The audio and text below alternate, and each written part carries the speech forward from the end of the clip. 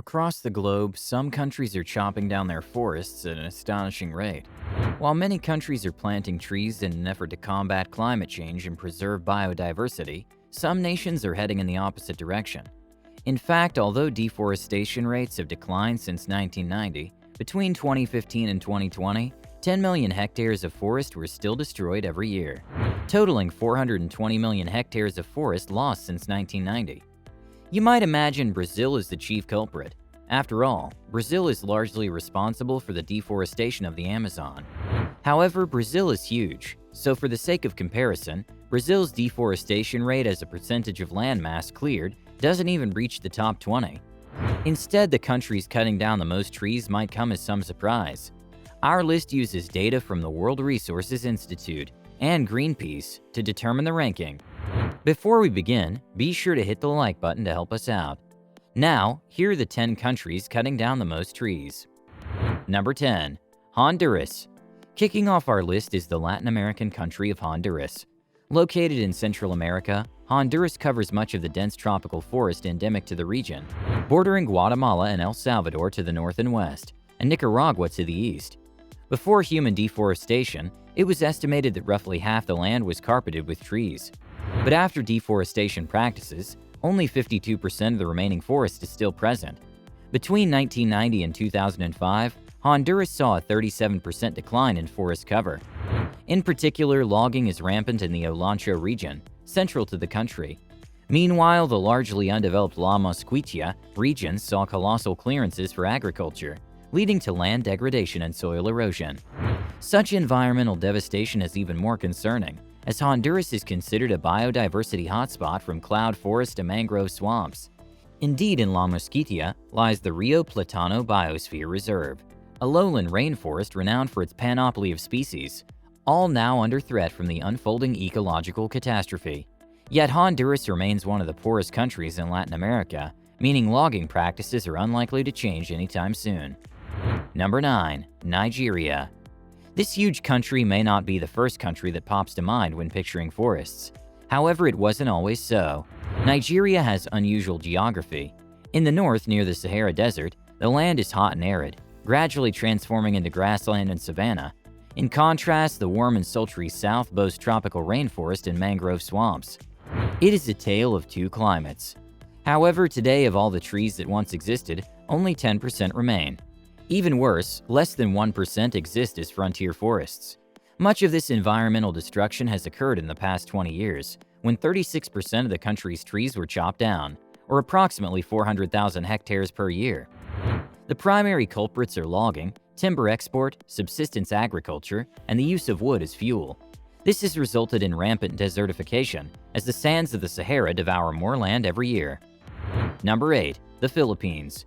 Deforestation is nothing new to Southeast Asian countries. However, few appreciate the sheer scale of the practice. The Philippines, for instance, is so big, it would almost span from the southern tip of Florida all the way to the Great Lakes. Once the entire archipelago was forested. Now only 35% of the old forests remain, with roughly 28% as frontier forest. As of 2021, the Philippines has only 7 million hectares of forest remaining. Part of the problem is illegal logging. The practice started in the colonial era. Later, governments further exacerbated the problem by routinely granting logging concessions of 10 years or less. But as second-growth forest takes 30 to 35 years to mature, there was little to no incentive to replant. Entire hillsides were left bare. Even worse, much of the chopped lumber never left the forest. 40% was left to rot or was burned in place. Action is needed if the Philippines is to save its natural beauty. Number 7. Benin. Benin is a small West African nation wedged between Togo and Nigeria on the Gulf of Guinea. Despite its relatively small population compared to Nigeria, of 11.5 million, Benin struggles with severe deforestation. Only around 16% of the land was forested originally. However, of what little there was to begin with, just 31% remains, and less than 4% of the original forest remain. Indeed, the climate of Benin is mostly tropical savanna. The exceptions are the eastern Guinean forests, Nigerian lowland forests, and the patchwork of the forest making up the Guinean forest-savanna mosaic.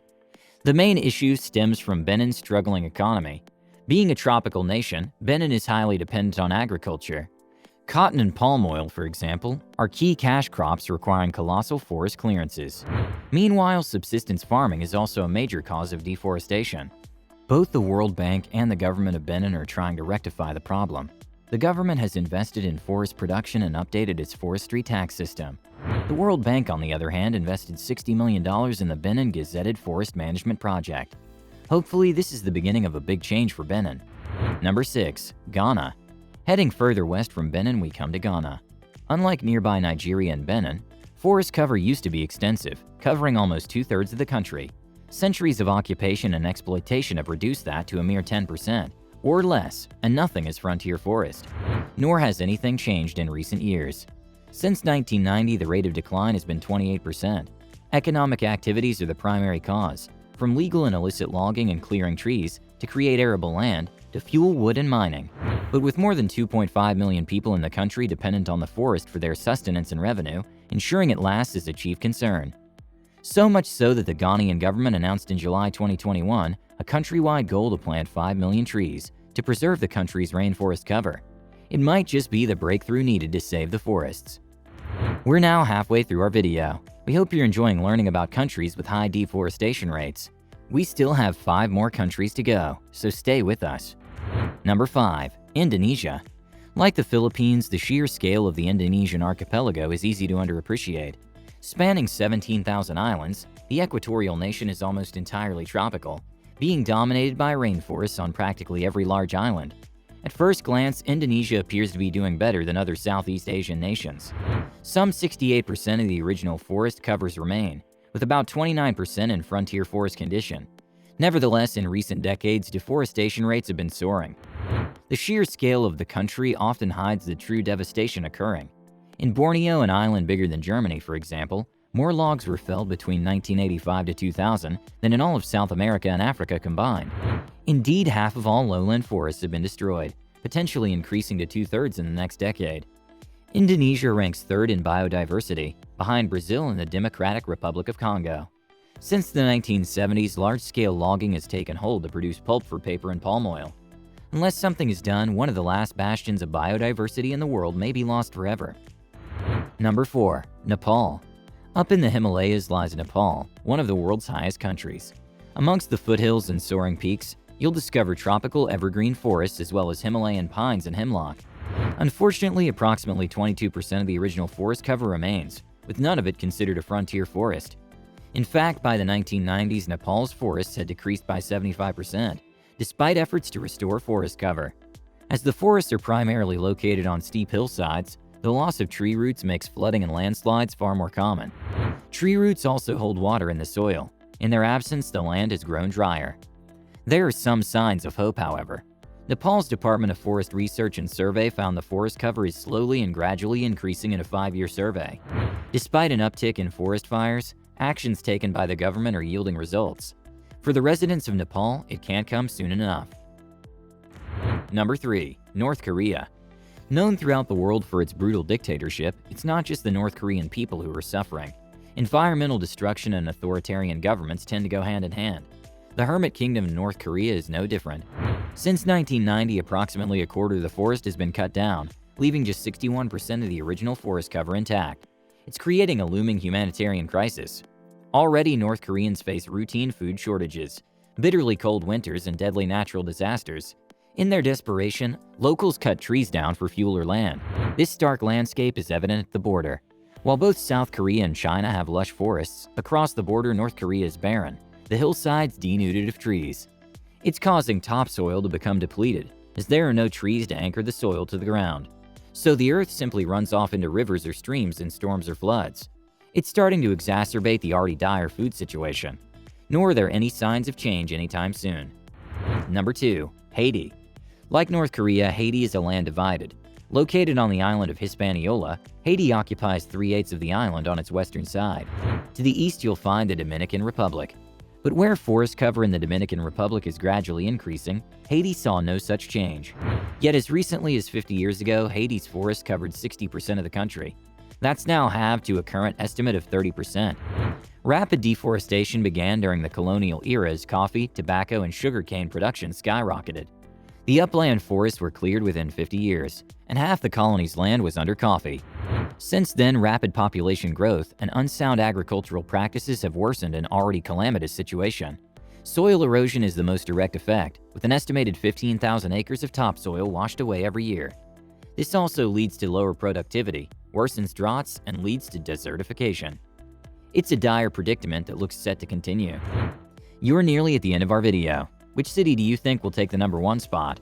We're on a mission to explore all of Earth's amazing destinations. Make sure you're subscribed. That way you'll always be notified of our latest videos. Number 1. Ecuador. Ecuador may be small, but it packs a punch. The South American nation is one of 17 mega-diverse countries in the world. From the Galapagos Islands to the Amazon, nature is a key part of the country's identity. It's even enshrined in their 2008 constitution. Yet according to Global Forest Watch, significant forest losses have occurred in the western coastal regions and in the Ecuadorian Amazon.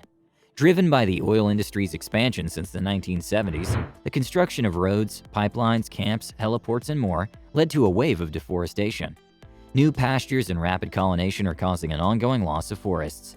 Since 1990, for example, 499,000 hectares of the Amazon rainforest have been lost. Perhaps even more devastating is the loss of primary forest, home to many of the world's rarest species. But if any country worldwide stands a chance of stopping the destruction, it's Ecuador. Using the environmental rights enshrined in the Constitution, the government has put curbing deforestation as a national goal. We'll have to wait and see if they succeed. Hey, thanks for watching. Want to suggest a video or have something to say? Let us know in the comments section below. Check out our countries playlist for more videos like this one.